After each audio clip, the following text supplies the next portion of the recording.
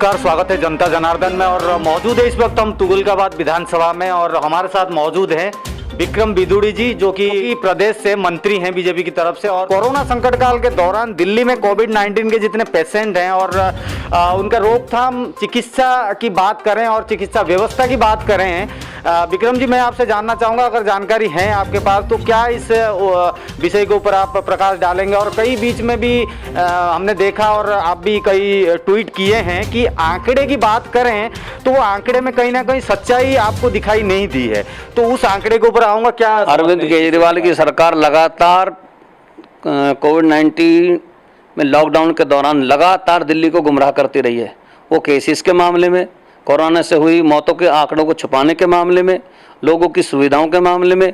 हमारे यहाँ पर आधुनिक सुविधाएं हैं, आधुनिक बेड तैयार है, इतने बेड तैयार है।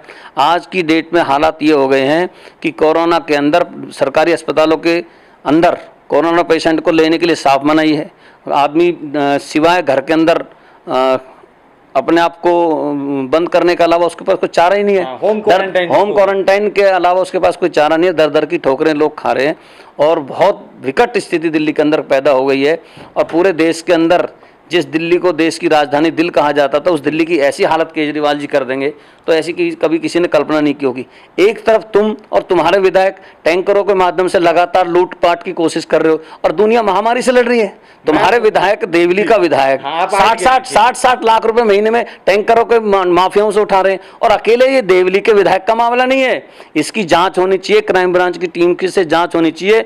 दिल्ली के अंदर चाहे वो तुगलकाबाद का विधायक हो या अन्य कोई भी विधायक हो, ये सभी टैंकर माफियाओं से साठगांठ करके लाखों रुपए उन टैंकर माफिया से लेते हैं। और जल बोर्ड भ्रष्टाचार का एक अहम अड्डा केजरीवाल सरकार का बन चुका है। और मुझे लगता है इसमें केजरीवाल जी भी इन्वॉल्वमेंट है, सबकी जांच होनी चाहिए इसमें।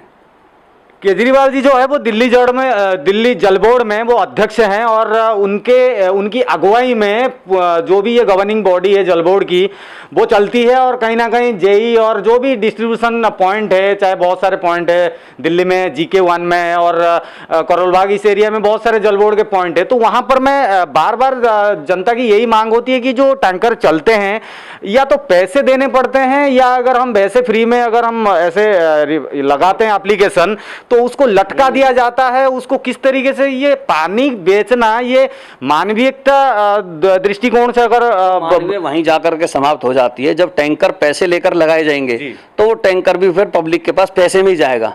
और हाल ये हो गई है, अपने ओखला के अंदर जो जल बोर्ड का सेंटर है, यहाँ के तुगलकाबाद का जो विधायक है उसकी जो निकटतम सहेली है रेखा जी, वो जल बोर्ड को चला रही है। जल बोर्ड आम आदमी पार्टी का कार्यालय नहीं है, वो दिल्ली सरकार का ऑफिस है, जल बोर्ड का ऑफिस है, उसको वो चला रही है। वहां से निरंतर डेली टैंकर बेचने का धंधा कर रही है वो महिला वहां से। यहाँ पर जो चुनाव लड़ चुके हैं विपक्ष से, यानी कि बीजेपी की तरफ से, विक्रम बिदुड़ी जी कहते हैं कि ओखला में भी यही धंधा है और तमाम सारे जो विधानसभा में कहीं ना कहीं जल बिक्री और जल माफियागिरी में सारे संलिप्त हैं। तो क्या ये कितना जायज है और किस तरीके से मानविकता और केजरीवाल सरकार की स्थिति और दशा, क्या आगे जनता इस चीज को देखेगी? या तो बहुमत की बात करें तो भरपूर वोट भी देती है जनता, इसमें फिर क्या कहा जा सकता है? देखिए, जो वोटों का मामला था ध्रुवीकरण करने में केजरीवाल जी माहिर इसमें कामयाब हुए, हिंदू मुसलमान करने में कामयाब हुए, शाहीन बाग जैसे दंगे कराने में कामयाब हुए। और तो और जो व्यक्ति अपने अमानतुल्ला खां के साथ मिलकर के अपनी सरकार के अंतर्गत रोहिंग्या मुसलमानों को बसा करके अपना वोट बैंक खड़ा कर सकते हैं, तो चुनाव जीतने के लिए क्या षड्यंत्र नहीं कर सकते?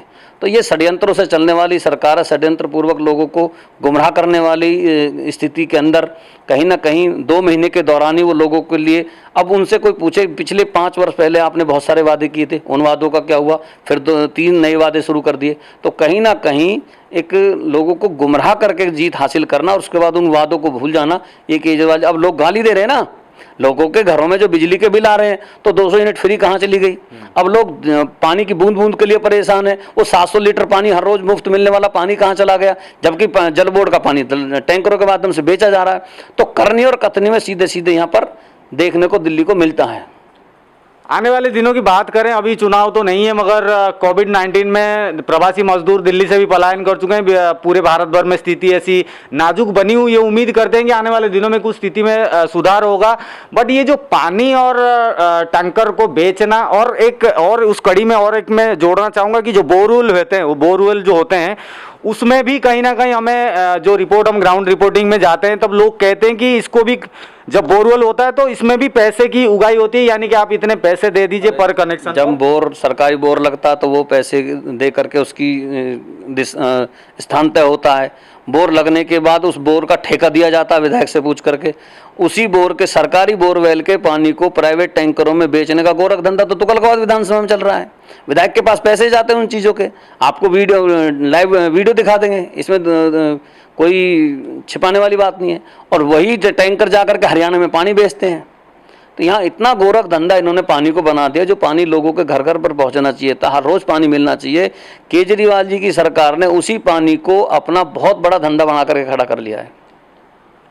तो इस संदर्भ में कहीं ना कहीं नहीं, बिल्कुल पूर्ण तो सच्चाई हमारे रिपोर्ट के माध्यम से भी कई बार हमने देखा भी है। और जनता करे तो करे क्या, क्योंकि पानी के लिए एक मजबूरन इंसान फिर सोचने पर विवश हो जाता है कि पानी नहीं है तो पानी के बगैर जल ही जीवन है।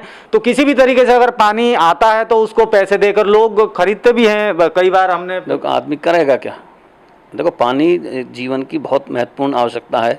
आदमी किसी चीज़ के बगैर रह सकता है, लेकिन पानी तो शुरुआती, खास करके हमारी जो माताएं बहनें हैं जिनको इन्होंने मात्र वो जो टिकट का लाल दे करके कि बस मुफ्त के चक्कर में, आज वही बहनें सबसे ज़्यादा गाली केजरीवाल को दे रही हैं, उनकी सरकार को दे रही है, उनके सरकार के प्रतिनिधियों को दे रही है। वही विधायकों के खिलाफ खड़ी है कि हमसे तो गलती होगी, हमसे भूल हो गई है कि ऐसे निकम्मे को चुन करके भेजा। आज पानी की बूंद बूंद को लेकर के बाल्टी लेकर के खड़ी है। एक ही टैंकर के अंदर 100 200 500 पाइप डाल करके मुँह से खींच करके पानी पीने के लिए मजबूर हो रही है। कैसा पानी आ रहा, लॉकडाउन, सोशल डिस्टेंस खत्म हो जाता उस टैंकर के आने के बाद। तो इतनी विकट स्थिति दिल्ली के अंदर हो गई है, मुझे लग नहीं रहा है कि ये केजरीवाल जी अगर ऐसे हालात रहे दिल्ली के रहे तो ये पूरे 5 साल काट पाएंगे। मुझे लगता नहीं ऐसे। जुड़े रहिए, आने वाले दिनों में नए अपडेट के साथ हम आपको जरूर मिलेंगे। फिलहाल के लिए जय हिंद, वंदे मातरम।